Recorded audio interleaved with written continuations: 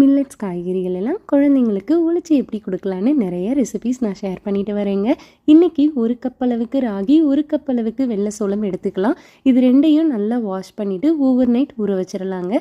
காலையில் 1/2 கப் அளவுக்கு உளுந்து, 1/2 ஸ்பூன் வெந்தயம் சேர்த்து 2 மணி நேரம் ஊற வச்சு மிக்ஸி ஜாரில் ஃபஸ்ட்டு உளுந்த கொஞ்சம் கொஞ்சமாக தண்ணி சேர்த்து இந்த மாதிரி நைஸாக அரைச்சிக்கலாம். அதுக்கப்புறம் இது கூடவே ராகியையும் வெள்ளை சோளத்தையும் நல்லா அரைச்சிட்டு கையில் நம்ம நல்லா இந்த மாவை கரைச்சி எடுத்து வச்சிடலாங்க. 8 மணி நேரம் கழித்து பார்த்தோன்னா மாவு இந்த மாதிரி நல்லா பொங்கி வந்திருக்கும். இப்போ இதை வச்சு நம்ம நிறைய ரெசிபிஸ் பண்ணலாங்க.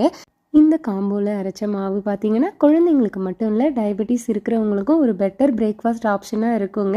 இதில் நிறைய காய்கறி சேர்த்து நம்ம திக்கான அடை, மெல்லிசான அடையெல்லாம் பண்ணலாம். தேங்காய் சட்னி சூப்பர் காம்போவாக இருக்கும். அது மட்டும் இல்லை, நல்ல மொறுன்னு கிறிஸ்பி தோசையும் பண்ணலாம். கீரை, வெங்காயம்லாம் சேர்த்து அடையும் பண்ணலாங்க. இதோட டீட்டெயில் வீடியோ நம்ம சேனலில் இருக்குது.